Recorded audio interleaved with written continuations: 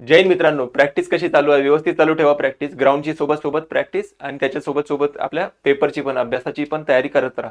ठीक आहे ना? कधी ग्राउंड होणार, कधी तुमचा पेपर होऊन जाणार, काही लक्षात येणार नाही. त्याच्यामुळे न हलगर्जीपणा करता आपली व्यवस्थितपणे प्रॅक्टिस करत राहा. आपली ही जी काही प्रॅक्टिस सिरीज आहे, तर प्रॅक्टिस सिरीज आपली कंटिन्यू चालू राहणार आहे. ठीक आहे ना? आतापर्यंत 2 लेक्चर झाले. त्या 2 लेक्चरला तुमचा जो काही प्रतिसाद होता तो चांगला होता, बेटर होता. आता ह्या जो काही प्रॅक्टिस सेट आहे हा आपला 3ऱ्या क्रमांकाचा प्रॅक्टिस सेट आहे. याच्यामध्ये आणखी चांगले प्रश्न आणलेले आपण. तो तुम्ही हा जरूर व्हिडिओ कोणते तुमच्या मित्राला शेअर करत राहा आणि लाईक करत राहा. ठीक आहे ना? आणि अशीच तुमची प्रतिक्रिया माझ्यासोबत ठेवा. तर जेणेकरून आपण हे जे काही प्रॅक्टिस सेट आहे आपला हा कंटिन्यू तुमचे जोपर्यंत पोलीस भरतीचा पेपर होत नाही तोपर्यंत आपण काय करू, कंटिन्यू नेऊ. ठीक आहे ना? चला तर मग आता जास्त वेळ न घेता पहिल्या प्रश्नाला सुरुवात करू. म्हणता 1 ते 31 दरम्यान असलेल्या समसंख्यांची एकूण बेरीज किती? बघा, 1 पासून म्हणता 31 पर्यंतच्या. आता 1 ते 31 पर्यंत जे काही समसंख्या येतात म्हणजे त्यांची बेरीज किती? म्हणजे यांच्या दरम्यान. आता 1 ही समसंख्या नाही आहे. समसंख्या म्हणजे काय? तर ज्या संख्येच्या एकक स्थानी एक तर 0, 2, 4, 6 आणि 8 हे अंक जर असेल त्याला म्हटलं जाते समसंख्या. साध्या भाषेत जर म्हटलं तर समसंख्या म्हणजे ज्या संख्येला 2 ने निशेष भाग जातो.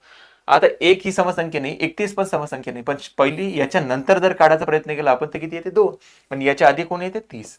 जर आपल्याला पहिली समसंख्या माहित आहे, क्रमांक जर असेल तर सुरुवात झाली असेल पहिल्या समसंख्येपासून. लक्षात ठेवायचं, पहिली समसंख्या कोणती आहे? 2च आहे.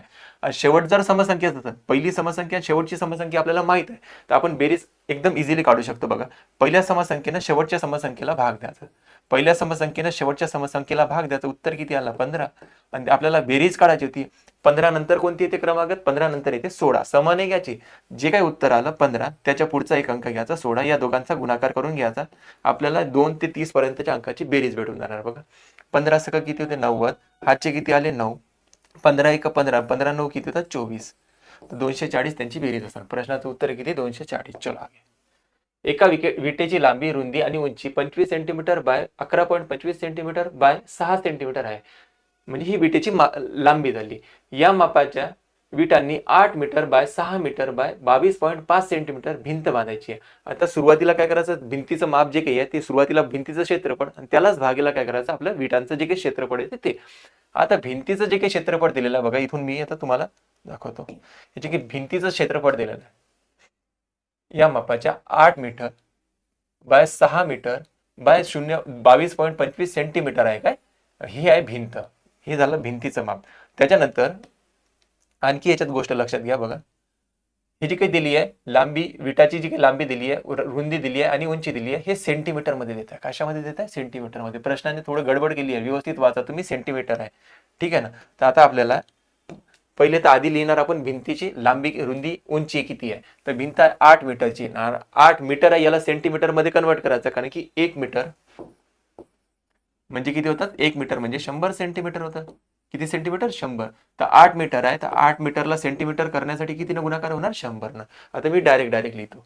800 सेंटीमीटर झालं गुणेला, आणि हे 6 मीटर होतं. 6 मीटरचे सेंटीमीटर करण्यासाठी 600 सेंटीमीटर पण लागेल. आणि हे ऑलरेडी सेंटीमीटर मध्ये दिलाय. गुणेला 22.5. हे झाले भिंतीचे क्षेत्रफळ. हे झालं भिंतीचं क्षेत्रफळ. आता जे काही विटाचं क्षेत्रफळ आहे, एका विटेचे क्षेत्रफळ, तर 25 centimetre bye 11.25 centimetre bye 6 centimetre. बघा, हे सगळं सेंटीमीटर मध्ये दिलंय. 25 गुणेला 11.25 गुणेला दिलाय 6. आता यांनी याला भाग द्यायचा आहे. आता भाग देताना आधी तर पॉईंट सारखे करा. इथे पॉईंट नंतर किती संख्या आहे? 2. वर तर पॉईंट आहे परंतु एकच संख्या आहे, ते एक 0 वाढवून टाका.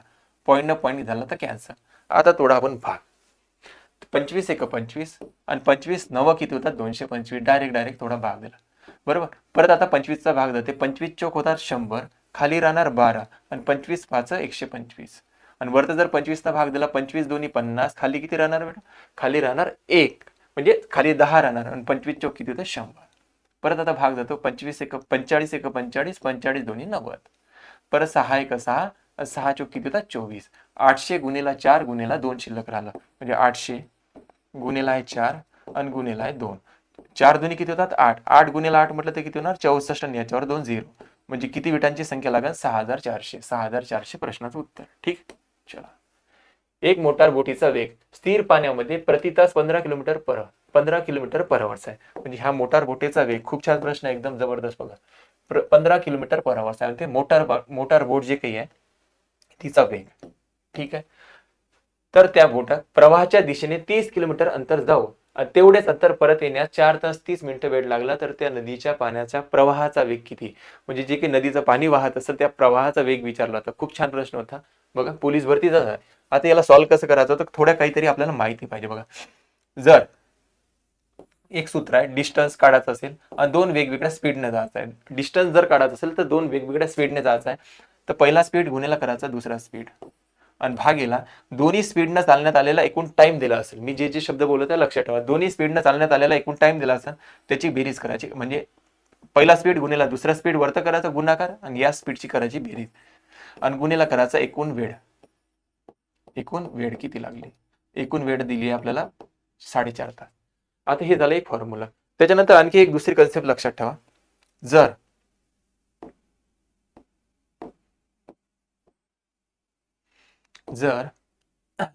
पाणी जात आहे या बाजूनं, पाणी जात आहे या बाजूनं, असं हे मानलं पाणी आहे. पाणी जात आहे या बाजूनं, याचा स्पीड मानला आपण W किलोमीटर पर आवर्स आहे. पाण्याचा स्पीड मानला W किलोमीटर पर आवर्स आहे. आणि या दिशेनं जात आहे बोट. बोट जात आहे या दिशेनं, त्याचा स्पीड आपण त्याचा स्पीड मानला B किलोमीटर पर आवर्स आहे.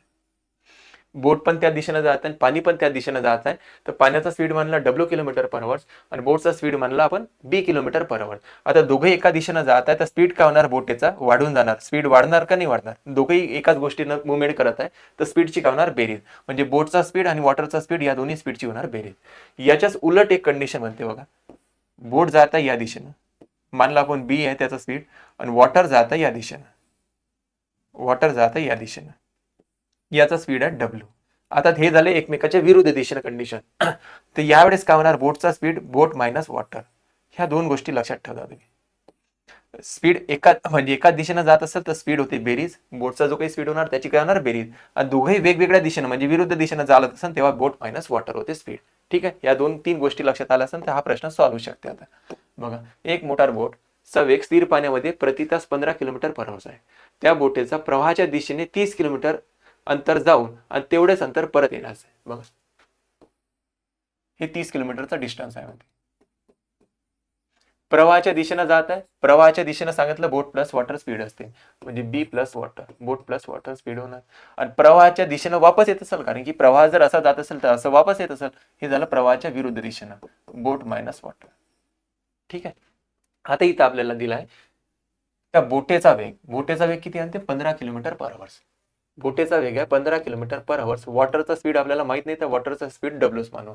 इथे बोटेचा स्पीड 15 किलोमीटर आहे, तर 15 मायनस वॉटर.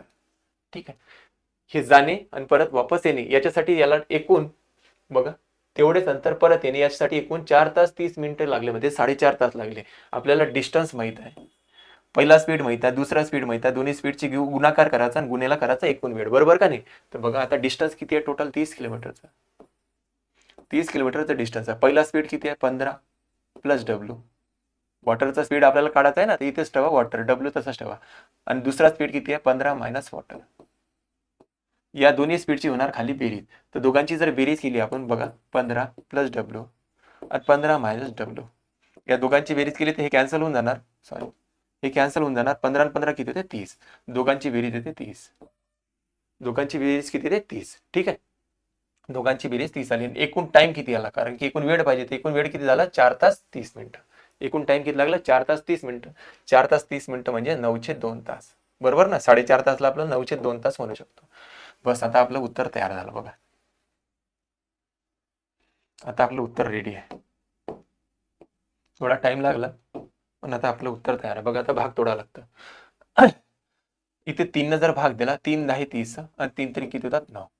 ठीक आहे, परत 3 इथे गुन्हेला इकड्यानंतर भागे लावणार, तर डायरेक्ट म्हणून द्या 3 1 3 आणि 3 10 30. आता इथं आहे 10, इकडे भाग गेला, इकडे गेल्यानंतर काय होणार? गुन्हेला. परंतु इथं 2 राहिले. 10 गुणिला 2 20, 20 गुणिला 2 म्हटलं तर किती होते? 20 गुणिला 10 म्हटलं तर किती होते? 200. 200 बरोबर इथे राहिलं 15 प्लस W आणि इकडे आहे 15 मायनस W. आता इथून एक क्वाड्रेटिक इक्वेशन तयार करा. नाही तर आपण इथे डब्ल्यू ची काहीतरी किंमत ठेवून बघा प्रश्नानुसार. तर डब्ल्यू ची किंमत मी इथं पहिलंच ऑप्शन आहे 4, तर 4 ठेवून बघतो. आपलं उत्तर आलं पाहिजे 200. तर 15 अधिक 4, 15 अधिक 4 किती होतात 19 गुणेला 15 मधून 4 मायनस झाले किती राहते 11. 11 गुणेला 19 म्हटलं 200 येऊ शकते का, नाही येऊ शकत. चला ऑप्शन ते व्यवस्थित नाही, बरोबर नाही आहे. तर दुसरं ऑप्शन ठेवून बघू 5. तर 15 अधिक 5, 15 अधिक 5 किती होतात 20 गुणेला 15 मधून 5 मायनस झाले 15 मायनस 5. जर वॉटरचा स्पीड आपण 5 मानला तर 15 मायनस 5 म्हटलं तर किती ते 10. तर 20 गुणेला 10 म्हटलं तर 200 होते. म्हणजे त्या वॉटरचा स्पीड विचारलं होतं ना, पाण्याच्या प्रवाहाचा वेग किती, तर पाण्याच्या प्रवाहाचा वेग असेल बेटा 5 किलोमीटर पर आवर. खूप छान प्रश्न होता. वॉटरचा स्पीड किती ठेवावा लागेल 5 किलोमीटर पर आवर. हे आपल्या प्रश्नाचं उत्तर होतं. ठीक आहे, समजलं असेल. चलो आगे. 17 चेंडू 720 रुपयाला विकल्यास 5 चेंडूच्या खरेदी किमती एवढे नुकसान होते. 5 चेंडूच्या खरेदी किमती एवढे नुकसान होते. म्हणजे 720 रुपयामध्ये जेव्हा 17 चेंडू विकते, म्हणजे 720 रुपयामध्ये जेव्हा 17 चेंडू विकत आहे तेव्हा 5 चेंडूच्या खरेदी किमती इतका तोटा होत आहे. म्हणजे 720 रुपयामध्ये किती चेंडू खरेदी केल्या जाते 12च. 17 मधून 17 विकल्यानंतर 5 चेंडूच्या खरेदी इतका तोटा होत आहे. म्हणजे 12 चेंडूची खरेदी किंमत किती आहे 720 रुपये. असं म्हणायला काय हरकत आहे, असंच असणार ना. तर बघा 12 एका चेंडूची किंमत किती 12 सकून किती होते 72. 60 रुपये या प्रश्नाचं उत्तर आहे. एका चेंडूची किंमत किती 60 रुपये. चलो नेक्स्ट. एका वाचनालयात रविवारी सरासरी 510 सदस्य येतात, इतर दिवशी सरासरी 240 सदस्य येतात. 30 दिवस असलेल्या एका महिन्यामध्ये पहिल्या दिवशी रविवार असेल, 30 दिवस असणाऱ्या एका महिन्यामध्ये पहिल्या दिवशी रविवार असेल, तर त्या महिन्यात सरासरी किती सदस्य प्रत्येक दिवशी वाचनालयात येतील. बघा 1 तारखेमध्ये असा महिना आहे, 30 दिवसाचा महिना आहे. 1 तारखेला जर रविवार आला, आपण रविवार काढून घेऊ कधी येते. 1 तारखेला जर रविवार आला, परत कधी येणार 7 दिवसाने म्हणजे 8 ला येणार. परत इथून 7 दिवसानं म्हणजे कितीला येणार 15 दिवसानं, 15 तारखेला येणार, बरोबर काय. परत इथून 7 दिवसानंतर म्हणजे किती 22 ला येणार. आणि त्याच्यानंतर परत 7 दिवसानंतर म्हणजे कितीला येणार 29 ला. म्हणजे 30 दिवसाचा जर महिना असेल आणि 1 तारखेला जर रविवारने सुरुवात झाली असेल, तर त्या महिन्यामध्ये रविवारची संख्या किती येते बघा 1 2 3 4 5. किती रविवार येतात 5 रविवार येतात. म्हणजे इथून असं म्हटलं आपल्याला लक्षात आलं 30 दिवसाचा महिना आहे म्हणते, रविवारची संख्या किती आली 5. आता 30 दिवसाचा महिना आहे, रविवारची संख्या 5 आली, तर मग इतर दिवस किती असेल, इतर दिवसांची संख्या किती असेल. इतर दिवसांची संख्या साहजिक असा इतर दिवसांची संख्या किती राहणार 25 राहणार. ठीक आहे का नाही. इतर दिवसांची संख्या किती राहणार 25. जर 5 रविवार आले 30 दिवसाचा महिना आहे तर इतर दिवस 25 आहे. बघा वाचनालयात रविवारी सरासरी 510 सदस्य येते. म्हणजे ऍव्हरेज जर पाहिला रविवार जर असेल तर 510 सदस्य वाचनालयात येतात, बरोबर. मग टोटल रविवार किती आले 5. तर 5 रविवार आले एका दिवशी येतात म्हणते 510 सदस्य. याला जर 5 ने गुणाकार केला तर टोटल रविवारला येणाऱ्या सदस्यांची संख्या मिळून जाणार, बरोबर. एकूण संख्या गुणेला जर सरासरी केलं तर टोटल काय मिळते बेरीज मिळते. मग हे झाले रविवारला येणाऱ्या सदस्यांची संख्या. आणि इतर दिवशी म्हणते बघा, इतर दिवशी सरासरी 240 सदस्य येतात. आता इतर दिवस किती आहे 25. तर एका दिवसात म्हणते 240 सदस्य येतात, तर 25 दिवसात किती याला गुणेला 25 करा. ठीक इथपर्यंत. आता या दोघांचा जर गुणाकार केला तर आपल्याला रविवारला टोटल किती सदस्य आले ते मिळून जाते. 500, 5 1 5 आणि 5 5 25. रविवारी किती आले 2550 सदस्य प्लस इतर दिवशी किती आले 240 गुणेला 25 करा. तर 0 25 0 0 25 चौक 100. हातचे किती आले बेटा 10. 25 दोन्ही 50, 50 आणि 10 किती होते 60. म्हणजे 6000 इथे आले असेल इतर दिवशी आणि 2550 आले असेल रविवारी. टोटल जर पाहिलं या 30 दिवसात एवढेच तर सदस्य आले. मग या दोघांची करा बेरीज. 6000 प्लस 2550 0 5 5 8. म्हणजे टोटल एकूण 30 दिवसात किती सदस्य आले 8550 सदस्य आले. परंतु त्याने 8550 सदस्य हे नाही विचारले संख्या, एकूण किती आले त्याने विचारलं. तर नंतरचं वाक्य पाहता येतं. तर त्या महिन्यात सरासरी किती सदस्य प्रत्येक दिवशी वाचनालयात आले. सरासरी किती सदस्य आले म्हणते. टोटल 30 दिवसामध्ये 8550 सदस्य आले. ते एका दिवसामध्ये किती, तर 30 दिवसांनी याला भाग द्या, कारण किती दिवसातले होते ना 0 0 कॅन्सल. 3 1 3 3 2 6. खाली किती राहणार बेटा 2 आणि 3 8 24 3 5 15. तर 385 आपल्या प्रश्नाचं उत्तर होतं. चलो आगे. पी आणि क्यू यांच्या महिन्याचा सरासरी पगार 50 रुपये आहे. क्यू आणि आर यांच्या महिन्याचा सरासरी पगार 6250 रुपये आहे. पी आणि आर यांच्या महिन्याचा सरासरी पगार 5,200 रुपये एवढा आहे. तर पीचा मासिक पगार किती असेल तुम्ही काढू शकता मित्रांनो. तुम्ही माझ्यासोबत प्रॅक्टिस करा. चांगल्या क्वालिटीचे प्रश्न एकदम बढिया. नाही आला असेल तर माझं विश्लेषण बघा आणि सॉल्व्ह करा. पण स्वतःच्या हाताने जोपर्यंत करणार नाही तोपर्यंत तुम्हाला प्रश्न जमणार नाही. तुम्हाला जरी हे कमी समजलं असेल ना, तुम्ही एकदा त्याला लिहायचं, त्याच्यानंतर थोडं स्वतः विचार करायचा की मी कशा पद्धतीने सांगितलं, कसं म्हटलं, काय म्हटलं होतं ते विचार करायचा. जोपर्यंत स्वतः करणार नाही तोपर्यंत येणार नाही, हे लक्षात ठेवा. ठीक आहे ना. त्याच्यामुळे तुम्ही पण ट्राय करा सोबत सोबत. बघा, पी आणि क्यू यांच्या महिन्याचा सरासरी पगार दिला 5,050 रुपये. पी आणि क्यू आहे म्हणते, पी प्लस क्यू यांचा सरासरी पगार दिला 5,050 रुपये.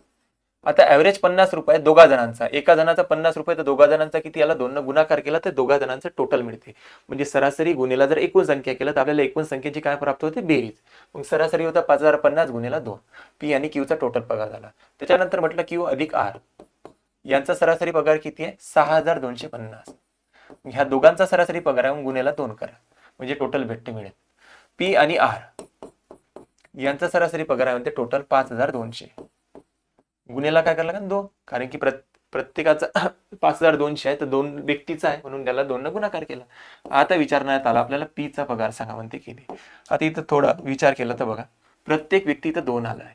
इथे पी 2 टाइम आहे, क्यू पण 2 टाइम आहे, म्हणजे आर पण 2 टाइम आहे. या सगळ्यांची जर आपण बेरीज करण्याचा प्रयत्न केला तर म्हणणार आपण 2 पी, नंतर म्हणणार 2 क्यू, नंतर म्हणणार 2 आर.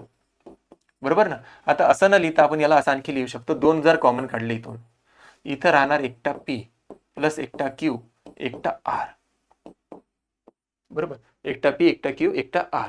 या सर्वांची आता करा बेरीज.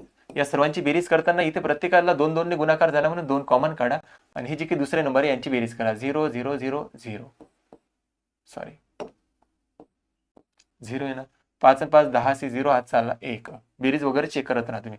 5 आणि 2 7, 7 आणि 2 किती होते 9, 9 आणि 1 किती होते 10, सी 0 हात चालला 1. परत एक हात चालला आता 6 6 12, 12 आणि 5 किती होते, 12 आणि 5 होते 17. 12 आणि 5 झाले 17. बरोबर आहे का नाही, बरोबर चुकलं असेल तर पाहून घ्या जाईल. मी परत एकदा चेक करतो. 50 50 नंतर आहे 6,250 नंतर आहे 5,200. या सर्वांची बेरीज 0 5 आणि 5 10 हात चालला 1 5.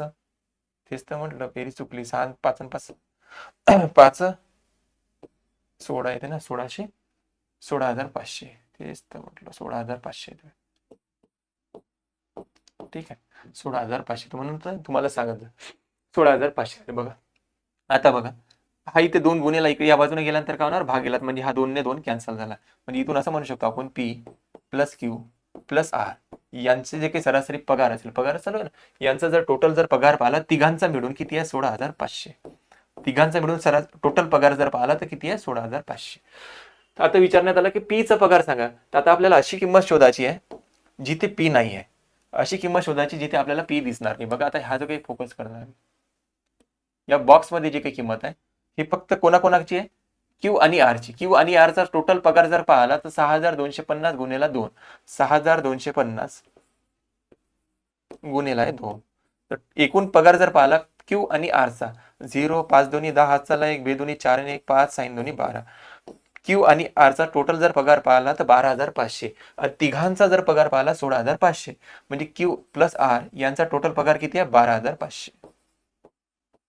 आपल्याला क्यू पी चा पाहिजे होता, बघा पी चा पाहिजे होता तर तिकडे जाणार, हा मायनस मध्ये होणार. 16,500 मधून 12,500 मायनस झाले. तर 16,500 मधून 12,500 मायनस झाले तर पी चा पगार किती राहणार, 4,000 रुपये. तर 4,000 रुपये आपल्या प्रश्नाचं उत्तर आहे. चलो नाही. एका संख्येला 18 ने भागले असता बाकी 29 येते, तर त्या संख्येला 8 ने भागल्यास बाकी किती राहील. आता एका संख्येला म्हणते 56 ने भागत असल्यास 29 बाकी येतात. बघा एका संख्येला, एक संख्या आहे, कोणती संख्या आपल्याला माहित नाही, मानलं आपण ही संख्या आहे. या संख्येला जर 29 ने भागलं, 56 ने भागलं, कितीने भागलं म्हणते 56 ने. 56 जर भागलं तर बाकी किती राहतात म्हणते, बाकी राहत असते इथं, बाकी राहतात 29 येते. आता आपल्याला शोधायचं आहे की ही संख्या कोणती आहे. तर ही संख्या कोणती राहणार मित्रांनो, ती शोधायचं आहे आपल्याला. ही संख्या शोधायची आहे. 29 56 भागात आहे तर बाकी किती राहत आहे, 29 राहत आहे. तर बस एवढाच डाटा दिला ना. आता विचारायचं त्या संख्येला जर 8 न भागलं तर बाकी किती. आता लक्षात घ्या, ही जी काही संख्या आहे इथली, ही संख्या तयार कशी होते, इथे राहत भाजक, त्याला म्हटलं ते भाजक, आणि इथं असते भागाकार. या दोघांच्या गुणाकार आणि त्याच्यामध्ये जर बाकी प्लस केले तर आपल्याला काय मिळते, इथली संख्या मिळते. मग या दोघांचा गुणाकार आपल्याला भागाकार माहित नाही, आपण मानलं भागाकार आहे एक्स असं गृहीत धरलं. मग 56 गुणिला एक्स, बरोबर नाही, 56 गुणिला काय येणार एक्स, ही ती संख्या राहणार. आणि याच्यामध्ये किती ऍड करायला लागणार, 29 ऍड करायला लागणार. 29 जर ऍड केले तर बरोबर इथली संख्या प्राप्त होणार का नाही होणार, होणार.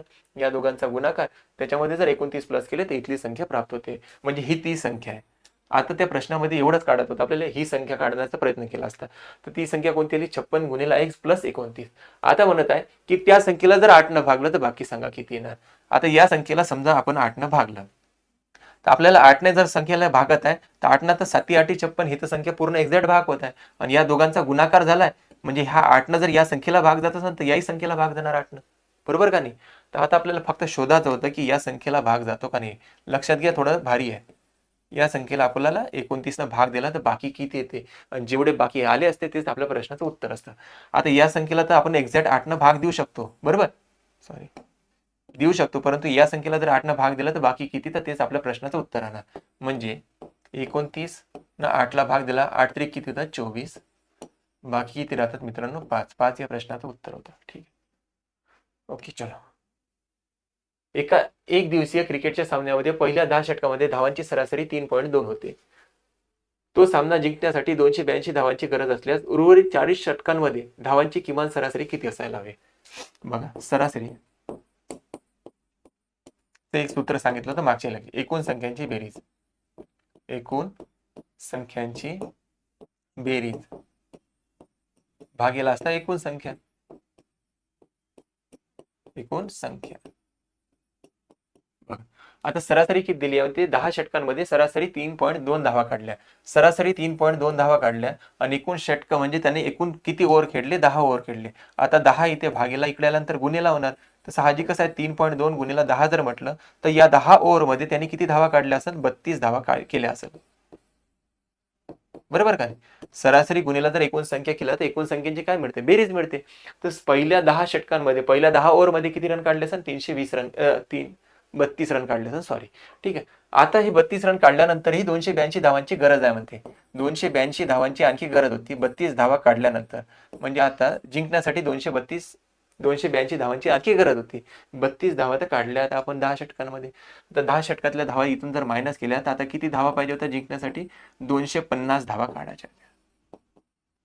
परंतु आता किती षटक राहिले होते, 10 खेळून झाले आणि एक दिवसीय सामना होता, म्हणजे किती षटक राहिले असेल, 40, कारण की 50 ओव्हरची मॅच असतात. तर 250 धावा काढायच्या आहे 40 ओव्हरमध्ये.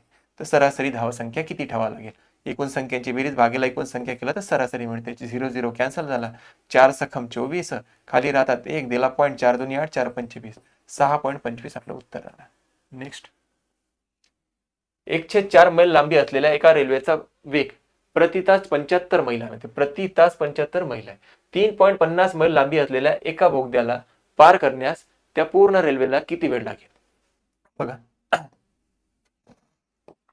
1/4 मैल, 1/4 मैल, या 1/4 मैलला जर आपण पॉईंट मध्ये रूपांतर जर केलं तर काय होणार. बघा, 4 जर 1 ला भाग दिला तर 0.25 मैल म्हणू शकतो आपण.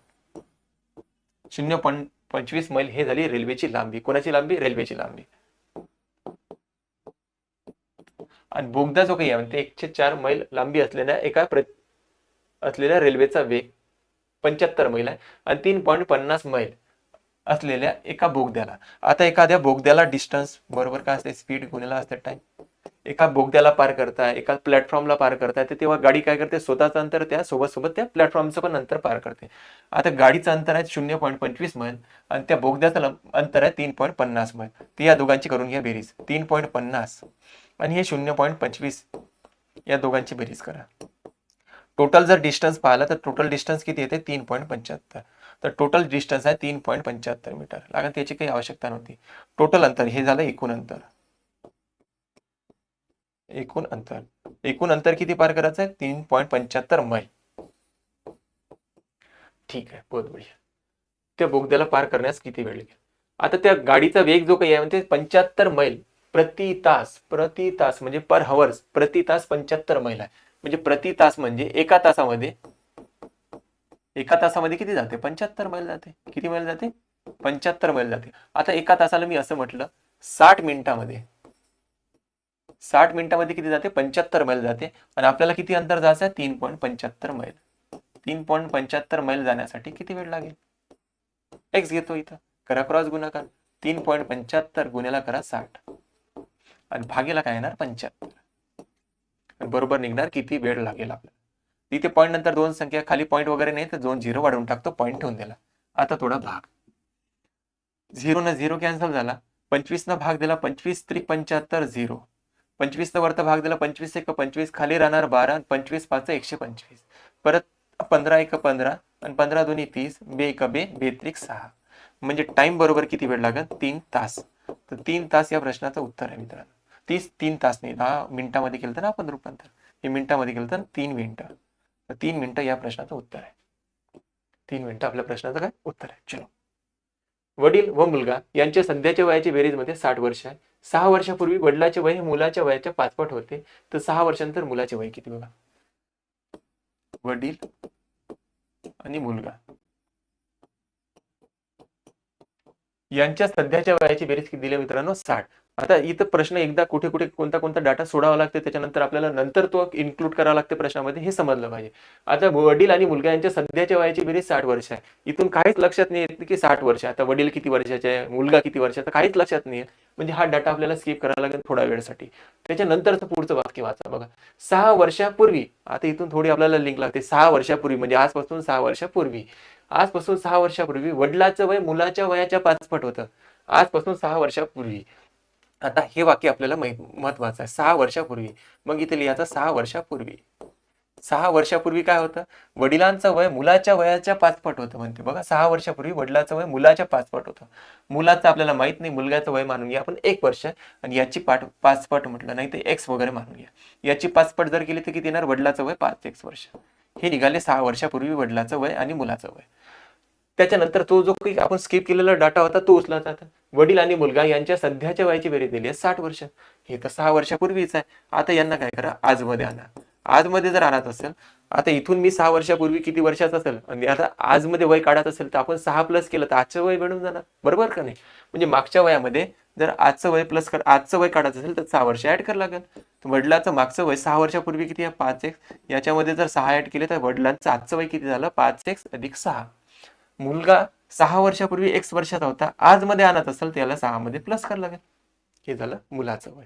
ठीक आहे. आणि आता इथून डाटा दिला आपल्याला, या दोघांच्या सध्याच्या वयाची बेरीज 60 वर्ष आहे. वडील किती वर्षाचे आहे बेटा? आज 5x अधिक 6. मुलगा किती वर्षाचा आहे? x अधिक 6. हे झालं आज. दोघांच्या वयाची बेरीज किती दिली आहे? 60 वर्ष. करा बेरीज. x आणि x, 5x आणि x किती होते? 6x. आणि 6 किती होतात? 12. बरोबर आहे 60 वर्ष. 12 त्या बाजूने जाणार. 6x बरोबर किती होणार? 60 - 12. तर 6x बरोबर किती होणार? 48. तर x बरोबर किती येणार? 48 भागेला 6. 8 6 1 6 6 8 48. तर x बरोबर किती आला? 8. तर x बरोबर आला 8 मित्रांनो. आता विचारत आहे आपल्याला काय सांग? आता विचारत आहे 6 वर्षानंतर मुलाचे वय झालं. 6 वर्षानंतर मुलाचं वय किती? तर पहिले तर आज मुलाचं वय किती आहे? आज मुलाचं वय आहे हे x अधिक 6. आज मुलाचं वय काढून घ्या, शोधून घ्या किती आहे. तर x ची किंमत किती काढली आपण? 8. 8 अधिक 6 किती होते? 8 अधिक 6 किती होतात? 14. आज मुलगा आहे 14 वर्षाचा. हे मुलगा आहे, बरोबर? मुलाचं वय होतं. आणि त्याने विचारलं 6 वर्षानंतर सांगा. याच्यात 6 प्लस करून टाका. किती वर्ष येणार?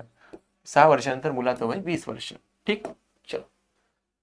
पाण्याने पूर्ण भरलेल्या बादलीचे वजन 15 किलोग्रॅम आहे. पण पाण्याने अर्ध्या भरलेल्या त्याच बादलीचे वजन आहे. बादली आहे, थोडं मिस्टेक वगैरे झाली असेल तर लक्षात घ्या. पाण्याने पूर्ण भरलेल्या बादली आहे इथं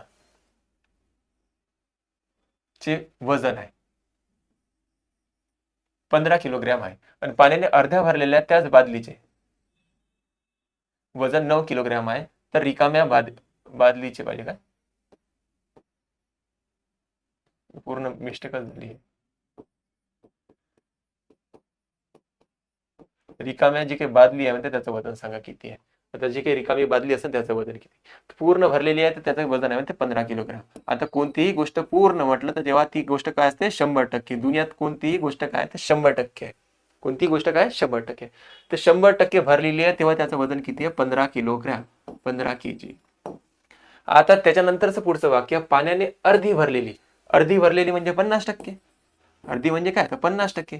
50% जेव्हा भरलेली आहे तेव्हा त्याचं वजन आहे 9 किलोग्रॅम. ठीक. आता या दोघांची करा वजाबाकी. तर 15 मधून 9 मायनस झाल्या काय राहते 6 केजी. अरे 6 केजी सॉरी 6 केजी. आता 6 केजी हे काय शिल्लक राहिलं तर 50% भाग, त्या बादलीचा 50% भाग शिल्लक राहिला. त्याच्यात किती केजी पाणी आहे 6 केजी पाणी आहे बरोबर ना. 50% भागामध्ये 6 केजी पाणी आहे. आणि त्याच्यानंतर पुढे आणखी एक लाईन बोलला होता बघा, 50% भागामधचं वजन किती आहे 9 केजी. आता आपण या दोन्ही डाटा बघा, 50 केजी म्हणजे 6 किलोग्राम दाखवत आहे आणि इथे 50% म्हणजे किती होतं 6. मी जे मिस्टेक बोललो असं बघा, 50%ची किंमत किती आली 6 किलोग्राम आणि इथे 50%ची किंमत किती आहे 9 किलोग्राम. म्हणजे याच्यात काहीतरी झोल आहे बरोबर ना. तर मग 6 जर पाणी असेल तर 9 मधून 6 मायनस झाले तर 3 लिटरची काय असेल बादली असेल. तर 9 मधून 6 मायनस करून टाका, 3 केजी काय येणार बादलीचं वजन येणार. 3 केजी आपल्या प्रश्नाचं उत्तर आहे, 3 किलोग्राम. चला 50 प्रश्न असणाऱ्या गणिताच्या एका परीक्षेत बरोबर उत्तराला 4 गुण दिले जातात आणि चुकीच्या उत्तराला 3 गुण कापले जातात. अरुणने सर्वचे सर्व प्रश्न सोडवले होते. त्याला एका परीक्षेत एकूण 144 गुण मिळाले, तर त्याने किती प्रश्न बरोबर सोडवले, म्हणजे त्याचे करेक्ट वाले प्रश्न किती होते. बघा 50 प्रश्नाची एक परीक्षा होती. प्रश्न बरोबर आला तर 4 गुण मिळते. तर 25 चौक किती होते 100. ना ना ना ना ना 50 प्रश्न होते, प्रत्येक प्रश्नाला 4 गुण आहे, तर किती गुण मिळायला पाहिजे होते 200 गुण प्राप्त व्हायला पाहिजे. जर सर्वचे सर्व त्यांनी बरोबर सोडवले असते, काही चुकीने केली असती, तर 4 मार्क तर एका प्रश्नाला होता. 50 प्रश्न होते, 50 गुणेला 4 म्हटलं तर 200 गुण मिळायला पाहिजे होते त्याला. परंतु मिळाले किती म्हणते 200 नाही मिळाले, मिळाले किती 144 गुण. आता किती मायनस मध्ये गेले त्याचे, तर मायनस मध्ये जाते त्याचे 56 गुण. तुम्ही म्हणाल 56 गुण त्याचे काय झाले मायनस झाले सर, तर 56 गुण त्याचे मायनस झाले म्हणाल. ठीक आहे, पण मायनसची सिस्टीम कशी आहे, 4 बरोबरचा जातेच आणि 3 चुकीचा साठी जाते. जर बरोबर असेल तर 4 ते तर घेऊनच जाते आणि चुकीचा जर असेल तर 3ची आणखी पेनॉल्टी लागते. म्हणजे मायनस सिस्टीम कशी आहे, मायनस जाते 7 मार्क. मायनस किती मार्क जातात 7 मार्क आणि आपले किती मार्क मायनस गेले 56 मार्क. म्हणजे एका प्रश्नामागे 7 प्रश्न म्हणजे 7 मार्क जाते. तर 56 मार्क गेलेले आपल्या 7 मार्काचा 7 प्रश्नांचा 1 मार्क आहे. तर याला 7 न जर भाग दिला 7 × 8 = 56, म्हणजे त्याचे 8 प्रश्न चुकले असेल बेटा. 8 प्रश्न जर त्याचे चुकीचे असेल तर 8 प्रश्न त्याचे काय होणार चुकणार. म्हणजे 50 प्रश्नांमध्ये 8 प्रश्न जर चुकीचे असणार तर बरोबर वाले किती प्रश्न असणार 42. बरोबर प्रश्नांची संख्या किती असणार 42. 42 आपल्या प्रश्नाचं उत्तर. तर एकदा आणखी बघून घ्या, नाही समजलं. मायनसची सिस्टीम कशी आहे, 4 बरोबरसाठी आणि 3 चुकल्यासाठी, म्हणजे 3ची पेनॉल्टी. टोटल किती जाते मार्क 7 मार्क. टोटल मायनस किती गेले 56 मार्क. तर 7 ने जर याला भाग दिला 8 प्रश्न त्याचे चुकले असेल, 56 मायनस मार्किंग गेले असेल तर म्हणजे 8 प्रश्न चुकले असेल. तर 42 बरोबर आहे. चलो नेक्स्ट.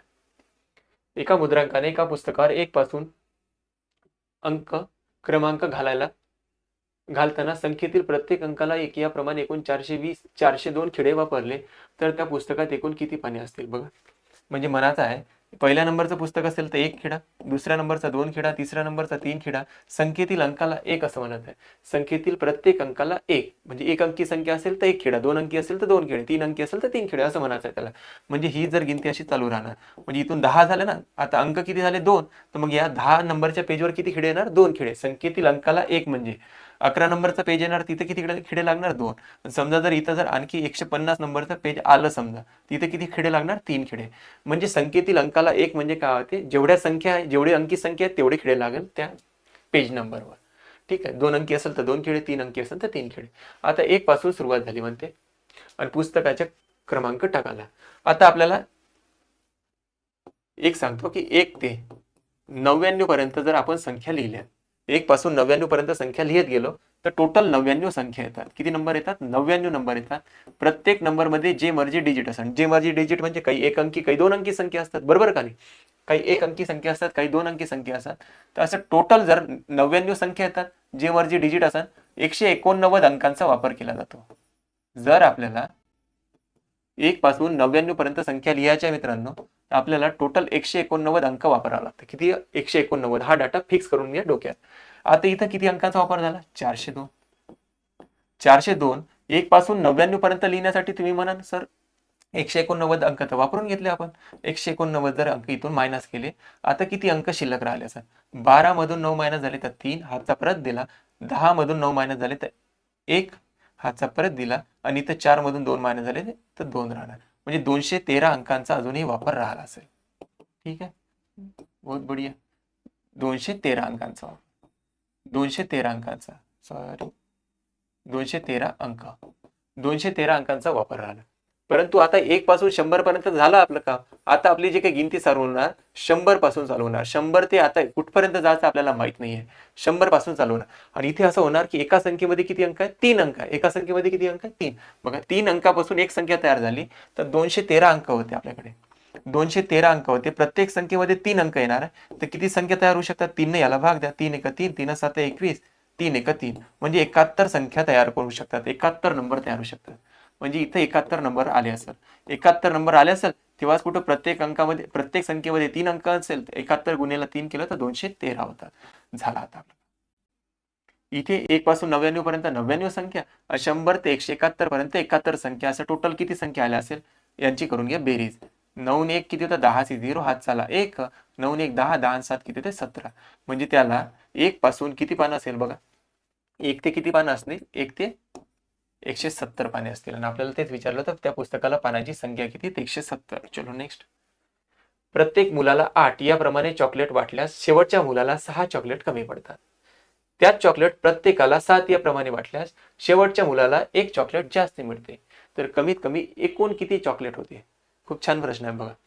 प्रत्येक मुलाला 8 याप्रमाणे चॉकलेट वाटत. आता मुलांची संख्या किती माहित नाही. बघा समजा मुलांची संख्या आपण मानली. मुलांची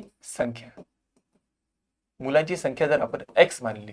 आता टोटल मुलांची संख्या जर आपण x मानली, प्रत्येक मुलाला 8 प्रमाणे चॉकलेट वाटल्यास शेवटच्या मुलाला 6 चॉकलेट कमी पडत आहे. तर मुलांची संख्या x मानली तर किती चॉकलेट मिळणार?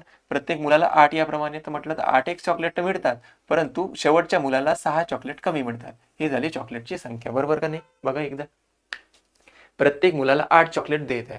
मुलांची टोटल संख्या किती आहे? x आहे. तर 8 गुणिले x म्हटलं तर 8x चॉकलेट मिळायला पाहिजे, परंतु असं होत नाही. म्हणते 6 चॉकलेट काय होतात? कमी पडतात. ही झालं पहिला डाटा.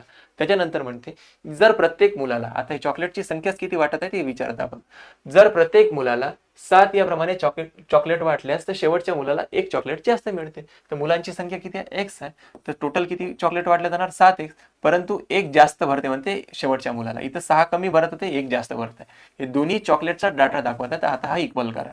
8x - 6 आणि बरोबर 7x अधिक 6 अधिक काय? 1 आहे. 1 चॉकलेट जास्त भरत होतं. आता इथून x ची किंमत शोधा बरं. काय आहे? घेऊन या इकडे तिकडे. 8x - 7x बरोबर इथं 1 आणि हा मायनस मध्ये तिकडे गेला का प्लस मध्ये. इथे किती राहते? x आणि इथे किती राहणार? 7. x ची किंमत किती आली? 7. सॉरी, x ची किंमत किती आली आपली? 7. x ची किंमत आली आपली 7. x ची किंमत आली आपली 7. आता x ची किंमत एक तर इथे ठेवा, नाही तर इथे ठेवा. कोणत्याही एका समीकरणामध्ये जरी किंमत आपण ठेवली तरी आपलं उत्तर प्राप्त होऊन जाते. बघा x ची किंमत मी इथे ठेवतो. पहिल्या समीकरणात इथे ठेवली तरी चालते आपल्याला. तर पहिल्या समीकरणात जर x ची किंमत ठेवली आपली 8x - 6, x ची किंमत किती आहे? 7. तर 8 गुणिले 7. आपल्याला विचारलं होतं कमीत कमी एकूण किती चॉकलेट वाटले. तर कमीत कमी एकूण किती चॉकलेट वाटले तर टोटल चॉकलेटची संख्या तर हीच होती. तर x ची किंमत किती आहे? 7 मायनस काय होणार? 6. 7 या किती होतात? 56. 56 मधून 6 मायनस झाले किती राहते मित्रांनो? 50. एकूण चॉकलेटची संख्या किती असणार? 50. 50 या प्रश्नाचं उत्तर होतं. ठीक. नेक्स्ट. वाचा. एका परीक्षेत एकूण विद्यार्थ्यांच्या 35% विद्यार्थी हिंगणी विषयात उत्तीर्ण झाले. वाचा तुम्ही, करा ट्राय. मागच्या लेक्चरमध्ये पण झालं होतं आपलं असंच एक.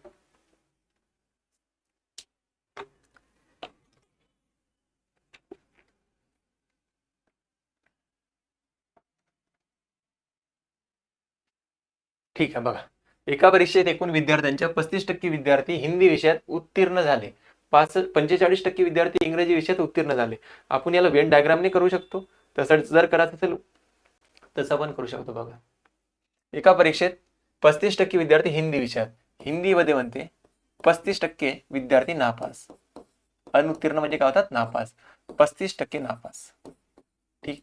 पुढं 45% विद्यार्थी इंग्रजीमध्ये अनुत्तीर्ण. इंग्रजीमध्ये इंग्लिशमध्ये किती उत्तीर्ण झाले? 45%. अनुत्तीर्ण म्हणजेच काय होतं? फेल.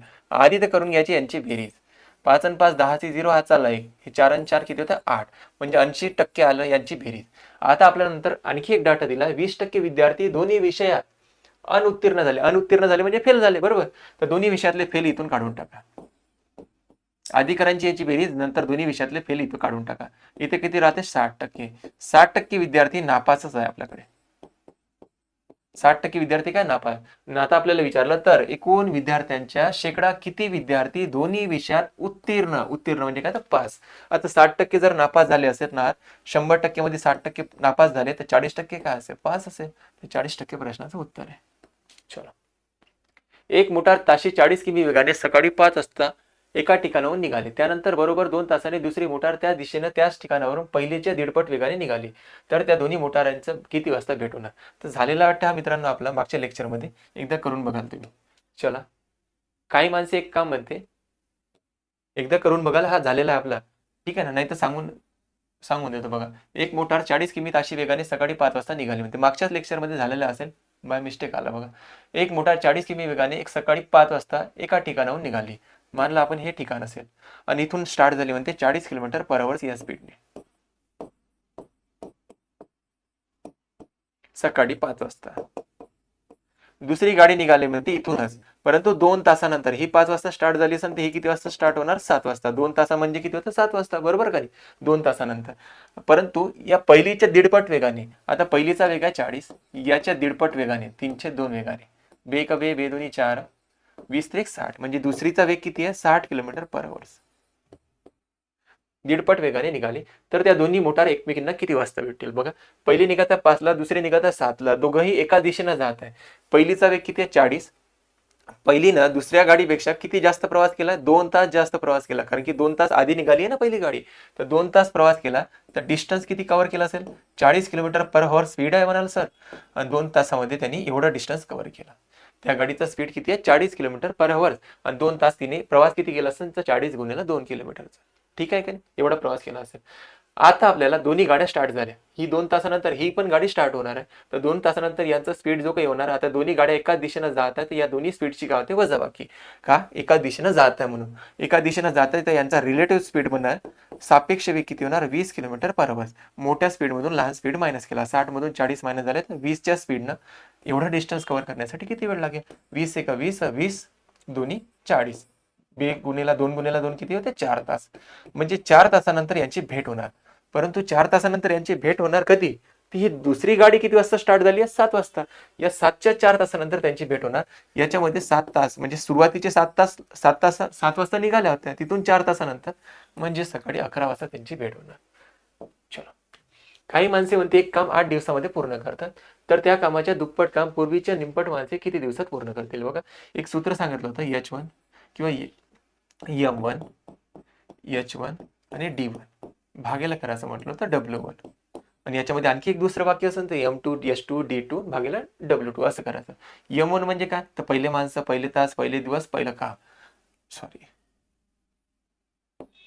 इथं लागेल तर लिहून देतो. M2 म्हणजे दुसऱ्या वाक्यातले माणसं, दुसरे तास आणि दुसरे दिवस. आणि भागेला जे काही राहते दुसरं काम. तर दुसरं काम आहे तर काम लिहायचं, मेन्शन करायचं खाली. हे लक्षात ठेवायचं, मी वारंवार सांगतो की काम लिहायचं खाली. काही म्हणते एक काम 8 दिवसात पूर्ण करतात. आता माणसांची संख्या किती होती आपल्याला माहित नाही, मानलं आपण M माणसं होते. काही माणसे एक काम 8 दिवसात करतात. तर M माणसं होते, एक काम 8 दिवसात करते. हे झालं पहिलं स्टेटमेंट. नंतर म्हणते त्याच कामाच्या दुप्पट काम करायचं. ठीक आहे, इथे जर एक काम करत असेल तर इथे किती काम करणार, दुप्पट काम. आणि त्या दुप्पट काम पूर्वीच्या निमपट माणसे, सुरुवातीला माणसांची संख्या किती होती, M, आणि याच्या निमपट करायचं म्हणजे अर्धे करायचे. निमपट माणसे किती दिवसात करेल, ते D दिवसात करेल मानलं आपण. ठीक आहे, आता सॉल्व्ह करा याला. M इथे गुन्हेला इकडे आल्यानंतर भागेला तर M ने M कॅन्सल. 2 गुणिला 2 किती येतात, 4, 4 गुणिला 8 म्हटलं तर किती होणार, 32. 32 दिवस लागेल. किती दिवस लागेल मित्रांनो, 32 या प्रश्नाचं उत्तर आहे. चलो नेक्स्ट. राहुल आणि प्रीतम यांनी एका बँकेतून प्रत्येकी 10,000 रुपये कर्ज घेऊन भागीदारी व्यवसाय सुरू केला. वाचा तुम्ही एकदा, समजतं तुम्हाला. शेवटचा प्रश्न आहे बघ, एकदा वाचून घ्या. तुम्हाला जर आला तर ट्राय करा. राहुल आणि प्रीतम यांनी एका बँकेतून प्रत्येकी 10,000 रुपये कर्ज घेऊन भागीदारी व्यवसाय सुरू केला. राहुलने 3 वर्षानंतर 15,400 रुपये व्याजासह पूर्ण रक्कम बँकेत परत केली. प्रीतमने मात्र आपले कर्ज 4 वर्ष 4 महिन्यानंतर व्याजासह परत केले. तर त्याने एकूण किती रक्कम बँकेत परत केली. आता व्याजाचा दर वगैरे काय आहे तर माहित नाही आपल्याला, पण दोघांना सेम आहे एवढं माहित आहे. ठीक आहे ना. आता बघा, ह्या ट्राय करू आपण प्रश्न. थोडं माहित पाहिजे, सरळ व्याजचं सूत्र वगैरे हे माहित पाहिजे. रास म्हणजे काय होतं बघा, एक राहुल आहे आणि दुसरा आहे प्रीतम. राहुलने दोघांनी पण 10,000 रुपये कर्ज घेतलं होते. प्रत्येकाने 10,000 रुपये कर्ज घेतले. हे झाली यांची प्रिन्सिपल, म्हणजेच याला मुद्दल म्हटलं जाते मराठीमध्ये. मुद्दल त्यांची किती आहे? 10,000 रुपये. ठीक. घेऊन भागीदारी व्यवसाय सुरू केला. प्रत्येकाने 10,000. राहुलने 3 वर्षानंतर 15,400 रुपये व्याजासह पूर्ण रक्कम परत केली. आता व्याजासह रक्कम पूर्ण करत आहे म्हणजे रास पूर्ण करत आहे. रास म्हणजे काय असते? मुद्दल प्लस व्याज. बरोबर ना? आपल्याकडे मुद्दल आहे राहुलची 10,000 रुपये आणि व्याजासह 15,400 रुपये परत केले, म्हणजे व्याज किती दिला? 15,400 मधून 10,000 काढून टाका, मायनस करा. तर म्हणजे राहुलने व्याज किती फेडलं? 5,400 रुपये व्याज दिलं असेल. बरोबर का? म्हणजे व्याज जे काही आहे राहुलला किती व्याज फेडायला लागलं? 5,400 रुपये. 5,400 रुपये व्याज फेडायला लागलं. परंतु किती वर्ष मुदत होती? मुदत जे काही होती, मुदत होती म्हणाल तुम्ही सर 3 वर्षाची. मुदत आहे सर 3 वर्षाची. मुदत आहे 3 वर्षाची. 5,400 रुपये कर्ज फेडत आहे. आणि त्याच्यानंतर आता प्रीतमचा डाटा वाटून घ्या. पूर्ण रक्कम व्याजासह रक्कम परत केली. प्रीतम मात्र आपले कर्ज 4 वर्ष 4 महिन्यात व्याजासह परत केले. आता 4 वर्ष 4 महिन्यात. आता याने 3 वर्षात आहे. आता याला महिन्यामध्ये आपण कन्वर्ट करू शकतो का? हो सर म्हणा तुम्ही, महिन्यामध्ये तर कन्वर्ट करू शकतो. कारण की एका वर्षामध्ये 3 महिने 12 महिने असतात, तर 12 गुणिले 3 केलं तर इथं 36 महिने म्हणू शकतो आपण. म्हणजे या 3 वर्षाच्या जागी असं म्हणू शकतो 36 महिन्यामध्ये. 36 महिन्यामध्ये राहुलने 5,400 रुपये कर्ज फेडलं असेल 36 महिन्यामध्ये. बरोबर का नाही? आता प्रीतमने 4 वर्ष 4 महिन्यात मध्ये फेडलं. 4 वर्ष कंप्लीट आहे आणि प्लस आहे 4 महिने. ते याला महिन्यामध्ये कन्वर्ट करायचं असेल तर 12 ने गुणाकार, 12 चौक 48 महिने प्लस 4 महिने. म्हणजे इथून आपण म्हणू शकतो सर 52 महिन्यामध्ये त्यांनी पूर्णच्या पूर्ण कर्ज फेडलं. याची मुदत झाली 52 महिने. किती महिने मुदत असेल? 52 महिने. थोडं विचारपूर्वक प्रश्न सॉल्व्ह करायला लागते. याची मुदत किती आहे? 52 महिने. काही टफ प्रश्न असतात. याची मुदत किती झाली? 52 महिने. आता इथून आपल्याला थोडा डाटा लक्षात घ्या. 36 महिन्यामध्ये 5,400 रुपये कर्ज फेडत आहे. कारण की आपल्याला इथं दर वगैरे काही दिला नव्हता, तर आपल्याला विदाऊट दरापासून आपल्याला प्रश्न काढायचा होता. बघा, 36 महिन्यामध्ये 5,400 रुपये कर्ज फेडत आहे कोण? राहुल. तर एका महिन्यामध्ये किती, मी म्हणतो एका महिन्यामध्ये किती फेडलं असेल कर्ज? तर तुम्ही म्हणाल 5,400 भागेला 36 सर. ठीक आहे ना? 9 ने भाग दिला, 9 चौक 36, 9 सख्खा 54, 4 ने भाग दिला किती येणार? 150. एका महिन्यामध्ये 150 रुपये कर्ज फेडत आहे. जर 36 महिन्यामध्ये 5,400 रुपये कर्ज फेडत आहे, एका महिन्यामध्ये किती फेडत असेल? तर एका महिन्यामध्ये 150 रुपये कर्ज फेडत असेल सर. ठीक आहे ना? तर प्रीतमने पण 52 महिन्यामध्ये कर्ज फेडलं. एका महिन्यामध्ये किती आहे?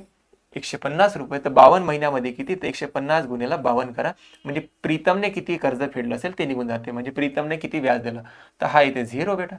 तर 15 दोन्ही किती होतात? 30 से 0 हातचे आले 3 आणि 15 5 75 आणि 3 किती होते? 78. म्हणजे प्रीतमने 7,800 रुपये कर्ज फेडले. बरोबर ना?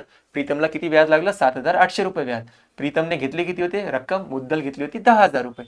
आणि आता आपल्याला विचारलं होतं तर त्याने एकूण किती रक्कम बँकेत परत केली? एकूण किती रक्कम परत केली? तर बघा, एकूण रक्कम हीच आहे. ही रक्कम त्याने परत केली असेल 10,000 प्लस 7,800 म्हणजे टोटल 17,800 रुपये त्याने बँकेत परत केले असेल. ठीक आहे मित्रांनो, आजचं लेक्चर इतकंच. बस बघू आता पुढच्या नवीन भागामध्ये. लगेच नवीन भाग घेऊन येणार. तुमची प्रतिक्रिया कळवत राहा तुमच्या कमेंट बॉक्समध्ये. तुम्हाला आणखी जर काही डाऊट असेल तर मी पुढच्या लेक्चरमध्ये आणखी तुम्हाला करतो. व्हॉट्सअप ग्रुप वगैरे चेंज म्हणजे अरेंज करण्याचा प्रयत्न करतो, जेणेकरून तुम्हाला जे काही डाऊट वगैरे राहतात ते डाऊट त्या व्हॉट्सअपला किंवा टेलिग्राम चॅनलला आपल्या पाठवलं म्हणजे ते तुमचे क्लिअर आपण या लेक्चरमध्ये करत राहू. ठीक आहे ना? तर कसं वाटलं लेक्चर? कळवा तुमची प्रतिक्रिया. ठीक आहे. धन्यवाद मित्रांनो. जय हिंद.